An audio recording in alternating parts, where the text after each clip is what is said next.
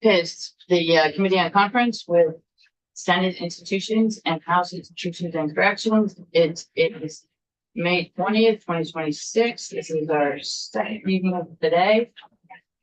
Probably won't be our last meeting of the day.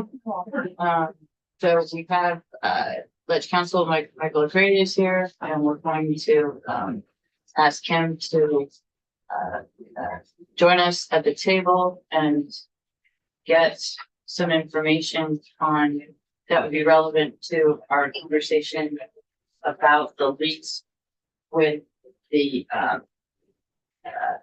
Vermont Huts. And we have not heard from you yet. No. So this is Michael O'Grady, Ledge Counsel. I was in the House with the department when the language was worked out that was in H.952 as it passed the House, because similar to what I think I'm hearing here, the House committee was looking for more structure regarding what was going to be authorized for the lease for the structure of the Little River State Park. And working with the department and their team, we came up, the House committee came up with the language that is in the House passed bill. It's largely based on the foundation of Administrative Bulletin 3.5, which is the requirements for contracts and grants that are set by the Secretary of Administration in something called Administrative Bulletin 3.5. And there are requirements, there are recommendations, there are instructions for how the state entity enters into a contract with pretty much anyone, including minor grants of relatively small amounts of money. So you will see what that detail is in H.952 as it passed the House. It's in section 13, and specifically the detail is on page 18. You'll see it's a 20-year term with an option for 2 additional 10-year terms. A fee or fee formula, which is not unusual for state lands, especially when you don't really know what revenue will be produced from the land as of yet. And then conditions on the use of the structure. The Vermont Hut Associations shall secure insurance and be subject to indemnification according to the state standard terms and conditions. Provisions for termination of the lease, requirements for operation and maintenance of the lease structure, how any conflict shall be resolved, and that the contract shall be executed in accordance with the state standard terms and conditions. This has been, in my opinion, a pretty good instruction for the department to go forward with the lease. I understand that there are questions. I don't know exactly what they are. Okay. So when I looked at this list, to me, it's a very comprehensive list of the items that need to be discussed, but not of any parameters or guidelines or minimum or maximum amount.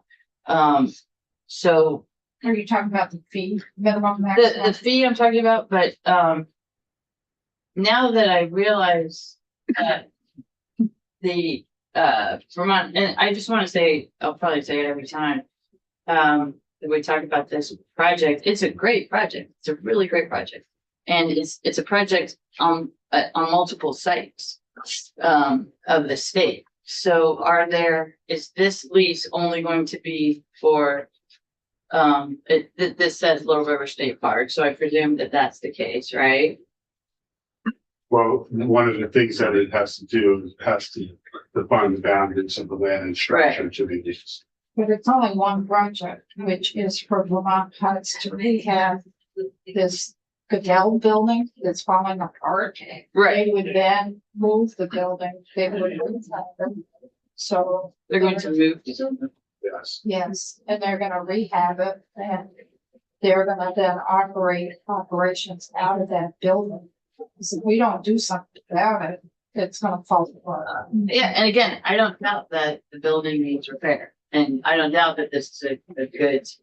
So it's only one Project. site, But the grant that they received is multiple sites. but this is one, Okay, but it's one of this. but the lease only pertains to one site. I understand. But the requirements of their funding would pertain to all of the sites. And some of the other sites, I just think it's good to know these things. It's part of a larger project. The Velomont, what did you all talk about that? Or have you all seen this? I think we sent it to you just today, so maybe. So is it a federal grant to Vermont Hubs? Yeah, Right, and so they have options to use the money for different projects, sure. but they are still subject to conditions for every grant or every lease that they enter into, every use of the grant funds that they enter into. Right. No, I understand that. So I don't know how you can contemplate all the rest of the use of the grants in this lease. I'm not suggesting that. I'm just suggesting that we look at this and just be aware of it. We Because that's- yeah, but it doesn't pertain to the capital bill and doesn't pertain to the lease to Vermont Huts with Forest and Parks for the Goodell House. Our understanding is for some of the grant money, for those federal grant monies, they are required to have a lease Sure. in order to receive the money for Vermont Huts. For Vermont Huts to receive the money, they need to have a lease. We want to help this along for that particular amount of money for Vermont Huts for the Goodell House. So, All the other stuff is not in our jurisdiction. right, so there's other things that you probably don't even see in that. And that includes NEPA review, National Sure. Environmental Policy. Yeah. Because the award of the grant is technically a major federal action, which triggers NEPA, which requires the conduct of initially an environmental assessment. And if you go past, if you trigger certain things, and the environmental assessment turns into an environmental impact statement, I don't think you're gonna get to an environmental impact statement here. But in order for them to do an environmental assessment, they need to know, they need to have surety that there is going to be a lease and effectively what the terms of that lease are. So this gives whomever's doing the NEPA analysis, this gives them some surety of to restart that process and go forward with the environmental assessment. Okay, so let me ask specific questions on the language that's Sure. here. Because yes, I'm aware of NEPA and I'm not concerned with that because the state wouldn't They're gonna need get to approval. like work on. So term of 20 years with two 10-year term or extensions. So is that is that a regular? It's not And unusual. It's what- not unique. What are what Like, what are some other examples? You could even ask BGS because they enter into leases a lot, right? With renewable costs. Yeah, I mean, we do 10 with renewals, you know, it depends on what we're leasing, but 20 we do 20 and yeah, 30. lease out our property or when we're leasing, when we're leasing. longer term, there are caps on lease out. Yeah, Well, these are parks, so maybe parks has. So fish and wildlife lands, infrastructure on fish and wildlife lands, infrastructure on parks and parks lands. 10, 20 years is not unusual. Okay, okay. So the fee, I've seen fees that are based on percentages of revenue. Right, this is What formula. do you there is a formula, so what is? the formula? Well, this is contemplating a formula. This is content, Yes, it says the fee or fee formula to be used to compensate the state. right? So what is typical? What, I've seen Is that- fees of 2%, I've seen fees of 10%.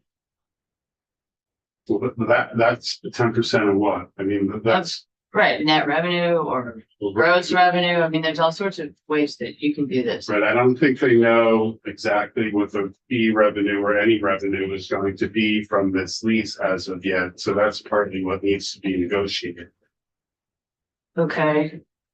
I guess it seems to me that the legislature has, I I think part of our responsibility is to make sure that we're getting a good deal. That the state is getting an appropriate amount of revenue from leases, from leasing of public lands, because it's public land. We're certainly getting benefit in the structure being renovated. So that's basically what I'm gonna say. You're getting free, the state is getting free rehabilitation of structure, free movement of that structure, free management and maintenance of that structure for 20 years. When it would not have been used and it would not have been part of any recreational use on state lands. Right, And then you're getting that for free. right, with federal dollars, so Well- it's public dollars. Okay, and I don't know if there is a revenue source yet that you can say you need a percentage of that, or you need to be paid a certain amount in compensation for that. I turn to the department. Is there a revenue source that you're aware of that, like, you could say we want 2% of that? For the record, my name is Rebecca Washburn. I'm the Director of Lands and Recreation for Florida Parks and Rec. When we've spoken with VT Huts, who's our partner on this project, they have a similar structure that brings in between $25,000 and $35,000 a year. So we know we're talking about negotiating an amount of money that is appropriate considering our respective role associated with a relatively small dollar amount. So we've been focusing more on how we align the public benefits of this project with park operations and other management considerations, and have placed a lot less emphasis on negotiating fees, knowing that this isn't going to be a significant investment source for the partner or for the department. Okay, that's helpful. All right, good, that's helpful. So, the other, right, so even if it's 10%, it's minimal. I think we gotta balance this, because right now, what's happening with that property, what's happening with that house right now? Nothing. Is it costing the state something now? Only anxiety over the potential loss of the historic structure. We tarp it every fall to make sure that we're protecting it to the extent we can. We cross our fingers and we go up there every spring and hope that it hasn't fallen down, and thus far it hasn't, but we have a long-range management plan that's been in place for the unit of land that this falls within, and 20 years ago, we were contemplating how do we refurbish the structure in a way that will allow it to add value and recreation to the public. And for 20 years, we haven't been able to find a solution until VT Huts came along with a willingness to pursue federal funding and the ability to be awarded that funding, and a willingness to manage the project on our behalf, and are not able to move forward and take advantage of this field season until we are able to address the lease, which is essentially a requirement of the Housing and Urban Development Right. Grant. Which it should be, yeah. Okay, that's great. I haven't heard that yet. So right now, there's nothing happening. Right, and I have seen the photos. It's a very decrepit building, and it's a very important building. So it's really, in essence, could be costing us money, because it could be vandalized, you could use it, there's no revenues coming in from it at all. And if it was vandalized or there was a problem up there, it would cost us some money to deal with it. Mhm. So now we've got an entity that is willing to upfront the dollars, take care of the building, rehab it, and actually have an operation there. So you've got supervised folks, you've got folks in there supervising the use of that area, which now you don't have anybody. Mhm. And we don't have to pay for it. We could get some revenue from a fee, lease payment. So that's what we gotta balance. Buy off base on that. You're right, spot on. Right, so, and as I said in the beginning, I think it's a great project. And it's helpful to learn some of these details. We haven't had any of those details until now. So conditions on the use of the structure, so would be basically, they could lease it. Right, or Um, some of these Vermont huts are overnight, some accommodations. Right, and the boundaries, obviously, that would probably be the most minimal boundaries that the state could that they would need to use for Yeah, that. I think it will probably depend on once the building is moved and the site is constructed, you're probably gonna look at some, parameters, boundaries, mitigate any liability that the state would have, put that on the insurance agreement. Right, insurance is critical, termination, operation and maintenance. So that, I'm sure we have general language about, being accountable to the public, so it's not limited to certain people or some, like Vermont Huts. If they had, memberships or something, it's not limited to anyone. Oh, for the The use of it? requirement, For, well, the, yeah, for the operation and maintenance, I'm just, so Vermont Huts is open to the public. So okay, so that, I would expect that's generally in our leases. and it's probably going to be a condition of the lease. Yeah. Okay, good. Um. All right. All right, so, this is good to know and, well, I don't want to speculate, but I'll,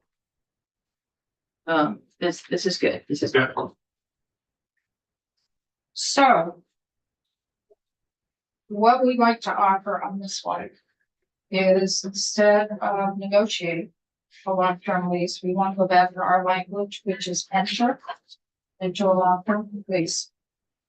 And to address the chair's concern that Forest and Parks, Vermont Huts could could give a report to the two chairs, like on or before August 15th, while they're in the middle of working on the lease. And then prior to final sign off of the lease, they can also report that to the two chairs. So that the chair can understand what has been agreed to in the lease, but we say go back to our language and to a long-term lease instead of negotiating. But then the language would include the August. Right. Yeah. And have language that there would be Forest and Parks and Vermont Huts on or before August 15th, because they'd be about midway negotiating and putting the lease together. Report back to the two chairs. That gives an indication of where they are. If there's any problems, it's going to free sailing. And then before they actually sign on the dotted line on the lease, they would just report to the two chairs. And then they'll also give us the final lease. After they've signed. Yes, But we would enter into a long-term lease, not negotiate. yes, So we I come think, back to our I language. think that. It's fine, good, okay, that is fine, we can check that one off. And Michael can work with John. I can do this, yeah. Okay, Okay, good. That was a good use of your time. okay. Thank you. Do you want me to stay or not? Oh, thank you. As long as Thank you. So before we get into demonstrations, I just moved some language questions.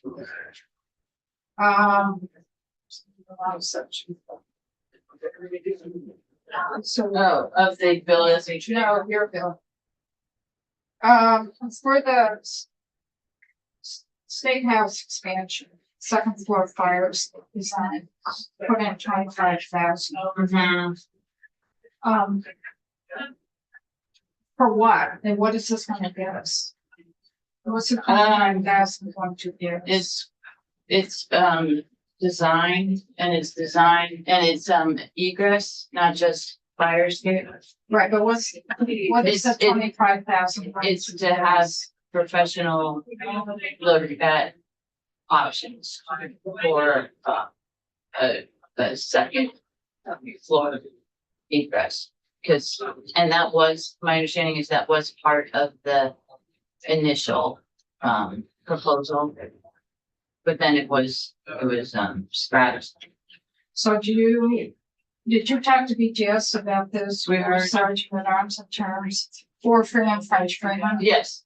did they indicate if we do an egress and how it's done, what the increase to the project cost would be?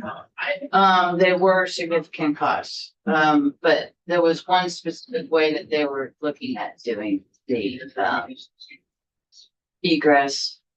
And we wanted them to look at other possibilities, and they said that they could look at other possibilities.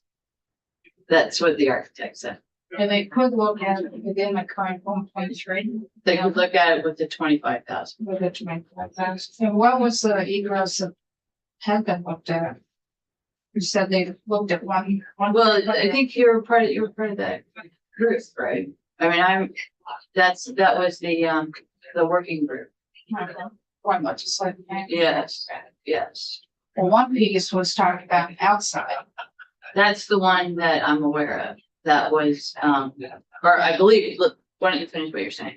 It sounds like the one that. Was outside. You gotta deal with the historic part of the building. Oh, yeah. But the one that I was also aware of, to do a reconfiguration of some committee rooms upstairs in the house side. And you get rid of the floor. Those were the plans that I was. Okay, so there's multiple ones. I don't know the multiple ones. The ones we heard about it wasn't committee rooms, I thought in the house. It was the room upstairs above us. Yes, yes. That's what I. Yeah. Does that mean, egress passage? Just through the cloakroom. Yeah. To an outside. Yeah. Which, depending on the configuration of the enclosure with the new entry, how that would be. So that's what you're hoping to get. No, I'm hoping I get something different and something more palatable. With the 25,000, you hope you get. Well, no, not, it wouldn't be a concept. It would be, Just trying to figure this the out. plan was, the second floor egress was deleted from the plan, is my understanding. And that alarms me because safety is important. And the whole project is based on safety. So is your thinking that there would be an exit from a cloakroom to a fire escape? Is that your thinking? I think that's what they've already been thinking. There might be a better way to do it.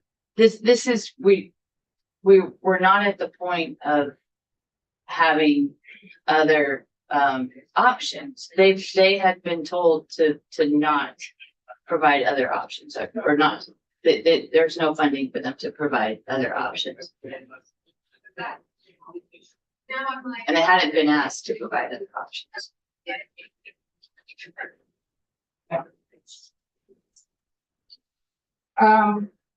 The Chittenden Regional Facility, the language on page 3 of your amendment.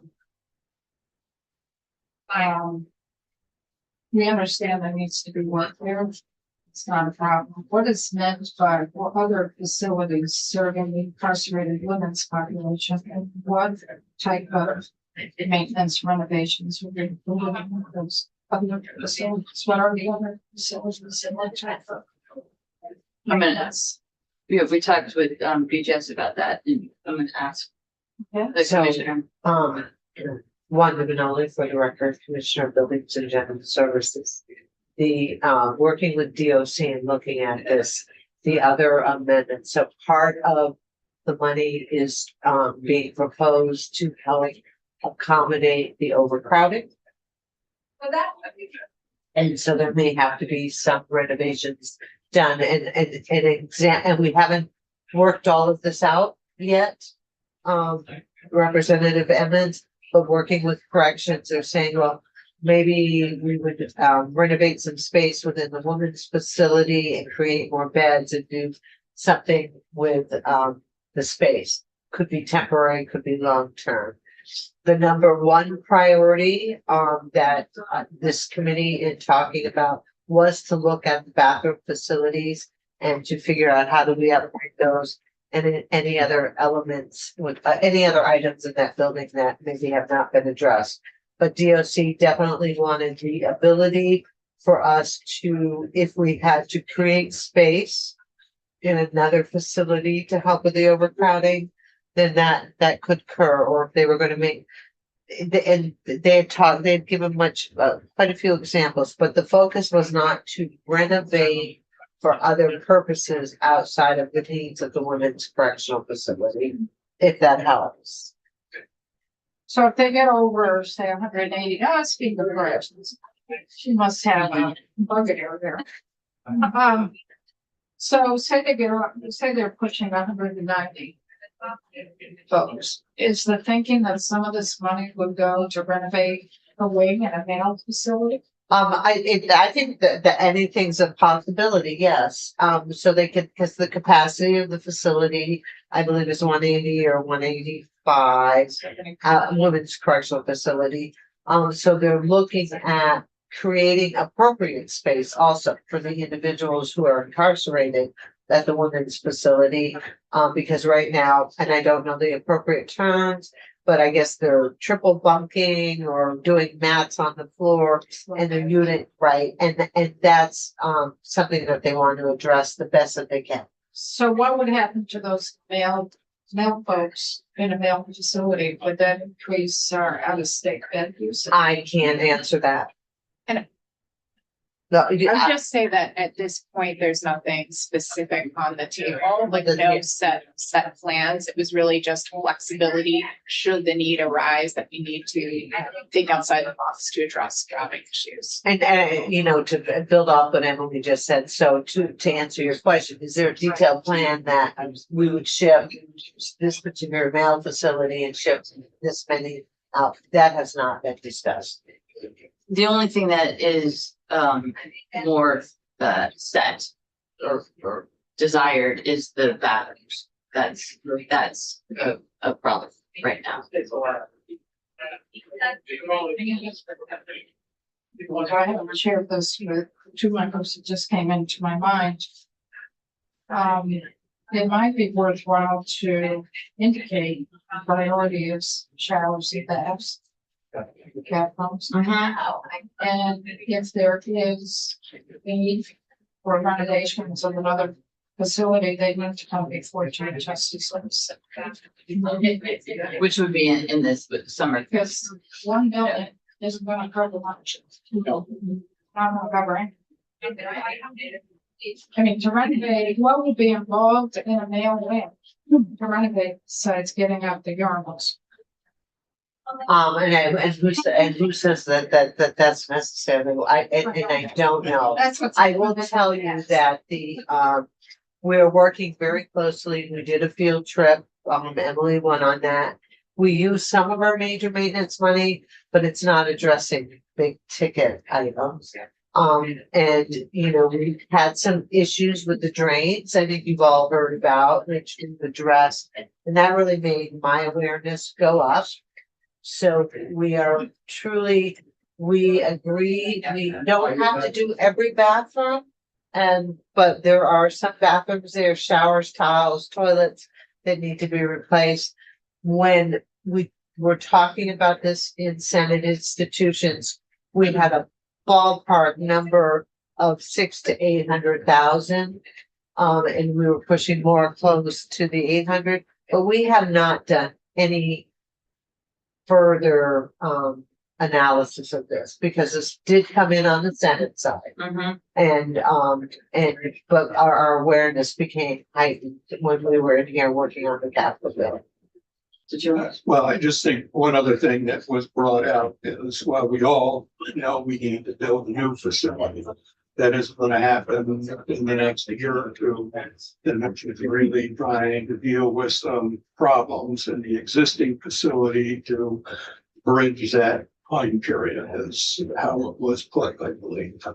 Yeah. It's not opposed, I mean, that makes sense. Just we need more clarity in terms of other facilities.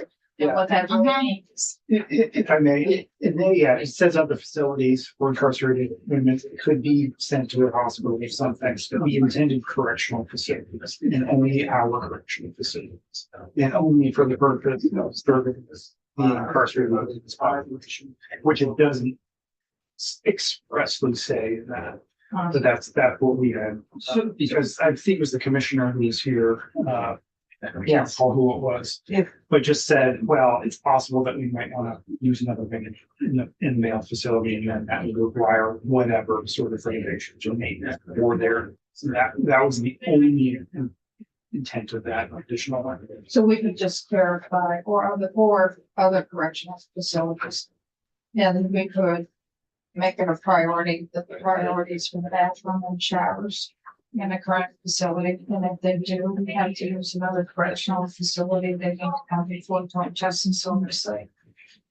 Does that make sense? Let's just go back to what you're saying, Senator. So this came from testimony from Commissioner Murad about capacity at the women's facility. If you're concerned that it would go over. It wasn't capacity, it was more, and I can't speak for him, but my understanding of the conversation was, well, we could be looking at what some of the renovations might be for the women's facility. And it might make more sense to have the women housed somewhere else for any particular period. So for instance, if it's right before the new women's facility is going to be put online, do not put one, dump mine into CRCF. Something along those lines, nothing specific. Yeah, and I just would like to share with the committee, we were talking about future new Yeah. women's correctional facility, and we sort of rolled into a discussion about the existing condition and the capacity and what was going on at the women's, and then the committee just sort of continued to take it from there.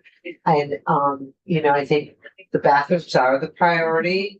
And I believe I'm listening to the Commissioner Murad's testimony, having the ability to create better space without a new facility. So because there was a lot of conversation on the overcrowding and how many women they were trying to put into the facility that it didn't support, and trying to come up with a solution of having sort of that, I'm gonna call it flex space, that may be the wrong space, because their numbers do, as you well know, members of the House, the numbers on the incarcerated and the women, it will be at 185, then it might go up to 195, then it might come down. So they're looking for better accommodations as well. Sorry, hearing Commissioner Manoli, I do stand corrected. There was conversation about it being over capacity, but Yeah. at least from my standpoint, that wasn't the main purpose of having that to, I guess, discourage Yeah. incarceration. Thanks. Well, it's gonna be a while before we even get a shovel on the ground. It'll be at this rate at least 5 years before we get a shovel on the ground, 45 years living facility. But I'm also not aware that there's any extra space in any of the men's facilities, so that's necessarily just a living Push support out and the down to the slipping. And we've housed women in health facilities before. Sure. It's generous. Right, but then we also wanted to just start thinking creatively too, and have some funding, and you're right, this isn't much. So we can at least clarify the language that it's for other correctional facilities, priorities for bathrooms and showers. To accommodate but you are doing it to address the women's population, correct? Right. Yes, Yes. And then if you need to go to other correctional facilities for the overcrowding, that's put in for the overcrowding. It should come before joint justice. I mean, not for Yeah. enough people, but you gotta keep joint justice and and I would hope, even if there isn't a plan to use this funding, that joint justice would have this have corrections in. I mean, that's a normal process. And Madam Representative Emmons, can I just clarification? So what I think I just heard you say is that the funding can be used for the women's correctional facility. We don't have to go to the justice oversight for the bathrooms and doing It's some of the that. overcrowding. If we're gonna propose using any of the funds to create additional I call it bed space, it may be the wrong term, I apologize. Or living space in another facility for the women, you want to see that, you want to see an overview of what that's gonna look like. Yes. Okay. Thank you. Got a wordsmith. Okay. Um. The next piece I want to get into, we're going through language right now. In terms of. Yeah.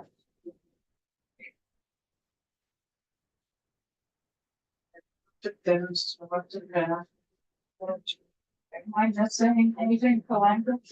Let's go for the questions. Because the others have funny. Oh, the one time. Yeah, Yeah, was not. yeah. Right there, yes. So we do have a new spreadsheet where we're moving some money around. And it does get complicated. But why don't we do that? Started complicated. It's complicated. This hasn't changed, right? Okay, parents over that. Yeah. So this is your proposal. Yeah. Right. The This numbers. is the same number what we just saw, right? It may be a little bit different than what I showed you this group.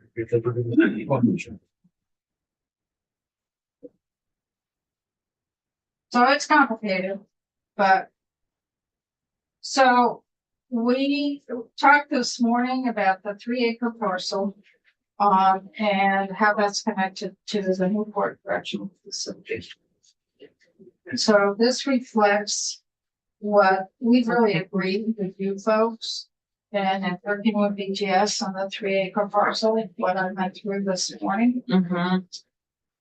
We're zeroing out the 1 million in cash. And then we need about 500,000 of bonded in terms to make their 3-acre parcel. We rounded it up a little bit further, like 200,000 and 300,000 from what they really needed. They need about 4.7. Yeah, 4.5 they need about 4.7. We're saying give them a full 5 million, so they have some buffer, which would also include the stormwater ponds from Newport. Okay. And by doing that, we've agreed to what you have put in for the boiler. We have agreed to that amount. You put in 700,000 on top of our million. So those two are connected and we've made an agreement to your proposal. So that's down in a Yeah. different section. Is that line 29, sure? The border. Yes. Yeah. Okay. Then St. J, we are really working hard. Wait, I'm sorry. So 29. Did we, We agreed with yours. all right, that's You already put in there. Okay, got it. Got it. Yeah, we got it. Okay. Because it's all tied in with the 3 acres, so we're making sure 3 acres whole. Yeah, They can do those 3 projects plus the stormwater ponds. okay. Okay. So yes, we've agreed to the board. We're really focusing on trying to make the St. Johnsbury door replacement work. So we're gonna put money from the 3-acre parcel. There's 600,000 left. We're gonna put some of that money into the St. J to see if we can bring them up as much as possible, because it's a $10 million to $12 million project. Okay, that's out of our control. That just came in. We're doing the best we can. So you're seeing some numbers change. We do have a question. I'm gonna backtrack a little bit to line 12. We did have a question on that egress. So we zeroed out that 25,000. So that's what we're putting on the table here. Going down to Recovery House, we did hear testimony from them. We have a lot of concerns about using these dollars, bonded dollars, to do baseboard cover replacements, develop more office space, replace kitchen cabinets, replace temporary stairs, we felt quite strongly that we should not open up the capital bill for these individual projects. We worked really, really hard over the years that we don't have these individual little projects. That's why we've moved away from that. Can you tell me again what those, 'cause we didn't hear about those items. It's a memorandum from them. There was some roofing, there was renovation of a bathroom, baseboard cover replacement, vinyl siding, office space, a generator, Yes, generators, what we heard. replace kitchen cabinets. I think we want to use bonded dollars to replace kitchen cabinets. Replace temporary stairs and reinforce the porch footing. So our committee looked at this, we had testimony, extensive conversations, and we did not.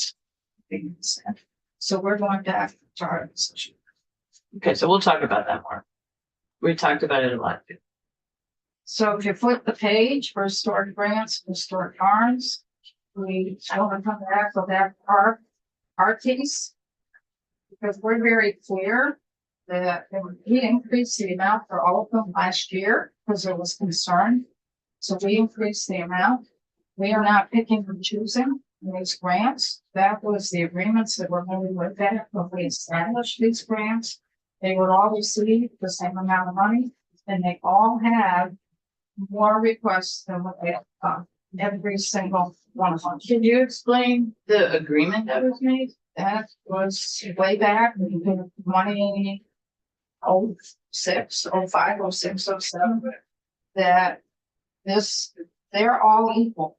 And we've been very, very clear, and the folks that administer these grants are very clear. We're not picking one over the other to fund more.